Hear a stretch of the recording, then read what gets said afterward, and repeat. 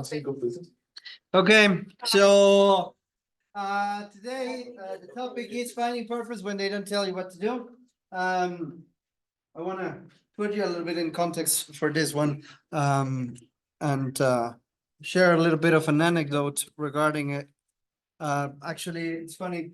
This morning, I have a bunch of video essays and things that I watch on YouTube on a regular basis. Basically, every morning when I'm making my daughter's breakfast, I start watching these videos. And today, funny enough, there was this video about Gen Z's quarter life crisis. You guys, your generation has invented a new existential crisis, which is a quarter life crisis. At the age of between 20 and 25, people are having a crisis about their own lives, which I find it really funny. Although, to be fair, it's not something that Gen Z invented. Like, this is a thing that happens regularly. Normally, it happens every 5 to 10 years. Like, people get a crisis about their own lives and about where they are, which is something that is, I think, deeply related to what I want to talk about.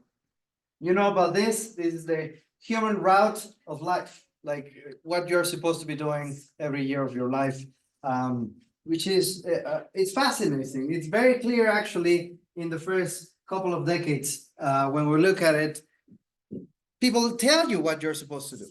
Like, you learn how to walk, how to talk, you grow a few centimeters, and then you're like kindergarten. And you know that you need to complete first year, and then you go into second year. You are barely aware of what's happening. But anyway, the third year of kindergarten, and then it's elementary school. And it is sometimes pre-first, which is a weird thing, but sometimes pre-first. And then you go 6 years of elementary school. And every year you have a clarity about what you're supposed to do. And you're measured in the success through grades, which is ridiculous. But anyway, we are measured through grades in how successful we are every year of those years. We're also measuring ourselves in milestones regarding our height, how tall we're going to get, and how much we're growing, etc. In every one of these years, you start meeting new people, whether you're changing classrooms or you're changing schools, etc. You're going to be meeting dozens, if not hundreds of people every year. So life moves in a very clear direction. And at this point in elementary school, you have the clarity that you need to complete elementary school and then secondary school. And then you do 3 years of middle school. And then you do 3 more years or 6 semesters, because we're fancy, 6 semesters of high school. And it's very clear what you need to do. Everybody tells you that that's the next steps, right? Some people don't even complete the high school thing, and they jump into a different direction in life. And that's, I guess that's fine for them. Sometimes it's not fine. Sometimes it's not an option. And then come a moment of crisis where they tell you what you're supposed to do, but they don't tell you exactly what you're supposed to do. Like, you are supposed to do college, but what are you supposed to study? And that is when people start freaking out, and you guys are living it probably about, or have friends who are living it, like they don't know exactly what they want to study. They don't know what university they're supposed to study. Like, their parents were making all the decisions before, and now you're making the fucking decisions, and it's like, oh my God, what do I do? Still, you manage to push through college, 4 years, 5 years, 7 years, I don't know, depending on what degree you're studying and depending on many other things. And then what you're supposed to do? Masters? Okay, 2 more years. 2 more years. Let's buy 2 more years of clarity in which I am easily being measured about the successful or lack of success in my endeavor, right? 2 years of masters, and then PhD. Okay, terrible idea. The master's was already a bad idea, but anyway, sure, let's do masters, but PhD, 4 more years. Okay, now you're 30. Then a job, a wife, children. Okay, you're 32. You're here. What are you supposed to do, and how do you measure the success of the rest of your life? And I don't know if it happened to you. I'm sure it did. But we were basically locked down in the pandemic for what is essentially 2 years. Those 2 years felt like an eternity, but at the same time, those 2 years in the pandemic felt like a month because you were seeing the same faces every day and you were living in the same spaces every day. If you did the pandemic right? If you didn't, well, good for you. I did the pandemic right. I did it with my wife. We basically didn't see anybody for 2 years except for one another. And if you ask me what year we're in, I'm lost. I'm like, is this 2022 or what's happening? Why? Because for me, those 2 years felt like nothing. Now picture this. That same feeling happens to many people between the ages of 30 and 60 or 70. All those years feel like an eternity, but at the same time, they feel like 30 years were 1 year. And one of the reasons why this happens, I would argue, is the fact that you get a job, let's say it's a nice job, you are going to see the same faces every day. You don't get somebody telling you, you completed this milestone. In fact, there are no more milestones. Like it's like every day becomes a routine. And if you're constantly changing jobs, that's great. They're probably feeling like every year is different because every year you're in a different company. But that's not a very healthy style for somebody that wants to stay in a job or build a life, etc. Anyway, so what happens here is pretty much that we need to ask ourselves constantly the question, what's next? How do I measure what is next? And people enter different crises. Many of my friends enter a big crisis when they turn 30. And then many others did it again at 35. And it's happening now that we are entering our 40s in my age, right? And Gen Z has this quarter life crisis that happens between 20 and 25, which is coincidentally the time after you finish college. Because what's next? You reach 25 and you see your life and it's like, where are you? What are you doing? Where are you supposed to be? Why don't I still have a house? Why am I not having Starbucks every day with my friends at 12? Like this sort of thing that I think has been exacerbated by the consumption of social media, where you logically know that pictures are staged and that influencers have a lifestyle that is unrealistic for the majority of the people. But while you logically know this, the fact is that you are consuming this so much that part of you believes that this is a lifestyle that we should be having at a certain age, right? Because these people have this lifestyle. Why am I not living my best life? Why am I 25 and I still don't have a house, right? Why am I not making an impact? Why am I not influencing billion people or whatever? So that's the quarter life crisis, where you find yourself at 25 and you look at your life and you're not happy with the state in which it is. Because, well, how could you be happy? So what happens is human beings need purpose. I gave an entire lecture about this last semester about the idea of purpose in life. We need purpose, and purpose is essentially a direction. It is where we're walking to in life. Imagine that you're left in the middle of a field and somebody tells you walk. Okay, where to, right? Am I going out of the field? Is there like a chocolate ice cream station at the end of this road? Like, is there even a road? So this is what happens with humans. We are put in this field and they tell you, move in this direction. And then at some point, somebody stops telling you in what direction, and you're in an open field. And some people just start walking in circles, or they just stop in their life and they are Netflix and chilling every day. And that in itself becomes an issue. We have an idea of how we would like to be, but if we don't know how to get there, or we don't think about how to get there, that in itself is an idea that is going to attack us, because we are not our ideal selves. we're not living our hashtag best life and all those things. And if we know that there is chocolate in that direction, well, motivation is right there. Like I have a reason to walk in that direction, but that does not exist. So what I'm proposing is basically a way in which you create this this motivation, you create this view, and you don't feel like there is no road for you, right? You need to create a road, but you need to look at the field and picture in your mind, this is the road, even if there is no clarity there, and you create your own milestones. So a little bit of a context about how this lecture came to be. About 15, 16 years ago, I was a nini, but not really. This is a picture taken in 2009, around March 2009. I was living in Australia, which was one of my most memorable years ever.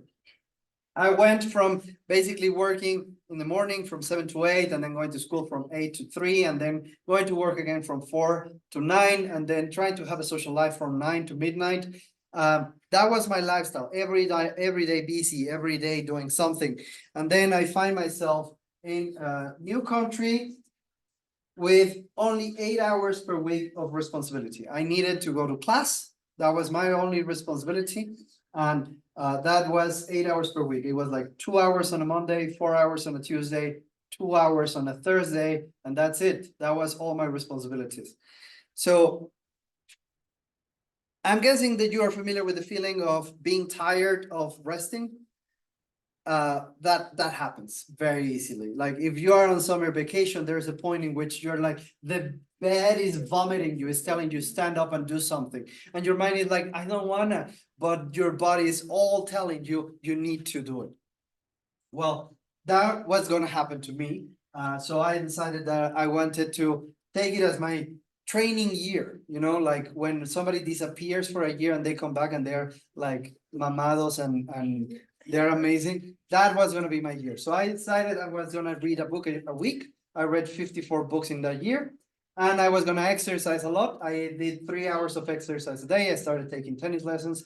I started taking swimming lessons. I did body combat, and I did an hour and a half of bodybuilding, etc. That was how I wanted it to be. I didn't come back mamado because I had an accident and I had to stop exercising as much, and I started gaining weight. But anyway, in that year, another thing that happened that really changed my perspective and invited me to look at my life was that I had an experience where I actually believed I was going to die for 2 hours. 2 hours just repeating that in your head really messes with you. And in those 2 hours, I looked at my life and I looked at the fact that I was studying and working and always fucking busy instead of living my life. And I got really sad. And I decided then and there that I was not going to live my life like that. As a matter of fact, to this day, I oftentimes get offered, like, I get former students asking me, hey, can you give me some extra classes here? Or, hey, we need another teacher for the afternoons here. And I say, no, I need the money. Sure, everybody needs the money, right? But I need my life more than I need my money, right? So money comes and goes. My life is just goes. That's how I saw it. So I did a beautiful thing that ever since then has helped me give direction to my life and gave me clarity on what I'm supposed to do now that I'm not being told what to do. And I did a bucket list, which is a very rom-com type of thing. It's very cliche, but believe me, there is a lot of value in it. And I want to talk a little bit about where, why, and how. So when you're thinking about the fact that you're probably going to die, you start looking back and you say, what did I do? Is this the life I wanted? And the answer is sometimes no. That was not the life I wanted. It's not how I wanted to be remembered, and it's not what I wanted to remember. I didn't want to remember just the fact that I was working day in and day out, day in and day out, day in and day out. I wanted to think about my life as meaningful things that I decided to do and that made an impact on myself and on other people. So the first consideration when making one of these is remember every day, every moment, you're going to die, probably today. There is absolutely no guarantee that you will have it tomorrow. And if you die today, in these last, in your case, 17, 18 years of your life, are you happy with what you see in the past? And you make this exercise happen to you, not only for today, but picture yourself 25. You're 25. What happened between 18 and 25? Between today and then. And then you picture yourself at 40. What happened between 40 and 25? Were you just going to work every day, repeating the same routine, seeing the same faces over and over again, living the same experiences, trapped in the monotony of every day? And then you look at 70 and you say, what happened between 40 and 50, 50 and 60, 60 and 70? And at 70 years old, I am dying. I look back. Is there something there? Or is there 40 years of routine? What's there? And that's the first thing that you ask yourself. And then when you picture yourself at 70, and you say, now at 70, I went to France this year. And at 70, I also took a trip just with my friends. And at 70, and you start remembering, this is all hypothetical, but the 70-year-old you remembers all the cool shit that you did in the past. Those are your goals. Those are the milestones that people didn't tell you that you needed to put in your road, but that is your real ideal self. It's not the fucking influencer life. It is the flashbacks of the old person you, the stories that they can repeat. This is my bucket list, by the way. I just changed the visual because I had an old visual then. This is my current bucket list. I have 13 completed items, probably more, but I can't remember them all because I had to change where I had my bucket list. This is my pending things. Just in the last 2 months, I actually completed 2 items of those 13, which is pretty fantastic. And I hope one day I'll travel to Japan. In 2030, I'm planning to learn how to play an instrument. I'm probably going to Disney World in 2035. 2024, this year, I need to finish my second book for my daughters. 2031, I hope to finish paying my house. And I have a general idea of these things. And when I know that my year has been in the tedium, or even if I don't, I revisit this list. I have this on my phone. It's one of the first things I have in an app that I use constantly, Google Keep. I use it because of shopping lists and shit.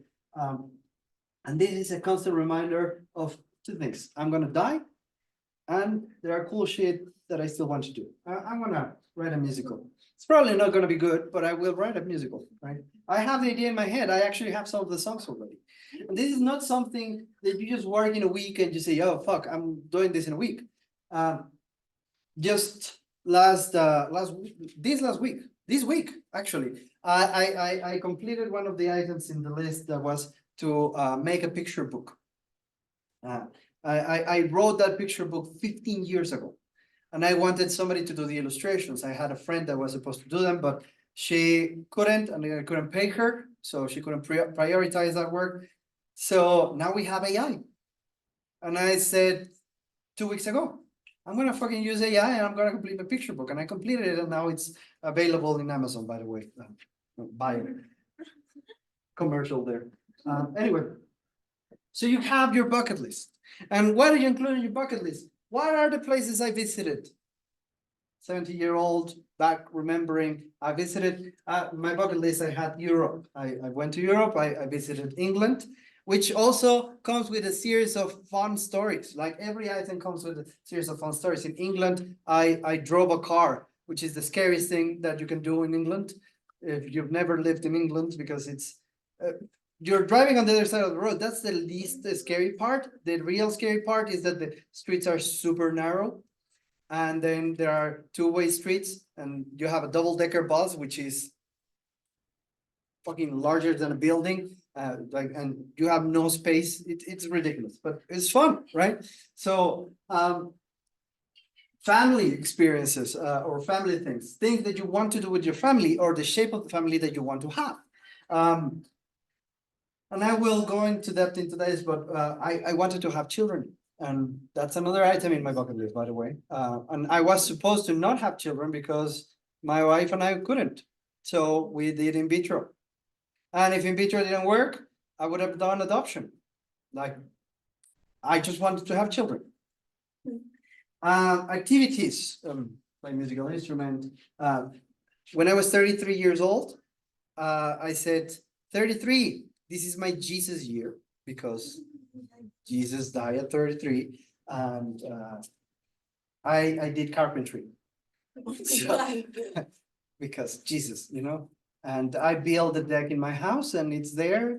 I built it 5 years ago. It's still standing. It's not the best thing in the world, but I did it by myself, and I'm fucking proud of it. And when I finished it, I invited friends over, and we had lunch.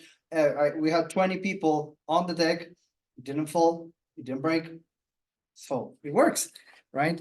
So what you need to add, I already mentioned traveling, family, and activities. They are all goals. They are not wishes. And this is a clear distinction that you need to make for yourself when thinking about this. Because you can wish to kiss Harry Styles or whatever the fuck you want, right? But that's a wish.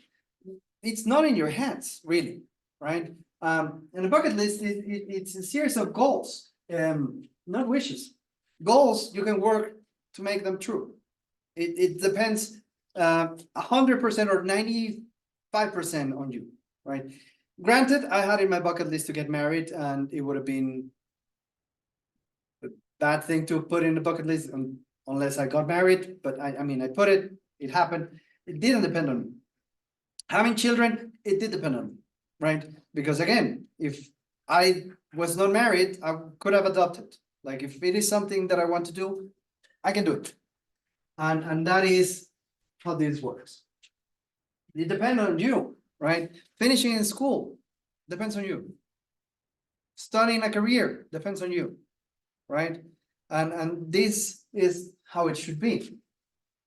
And then you look at every year, and if you have a bucket list, you can look at every year and say, this is the year in which I'm going to do this.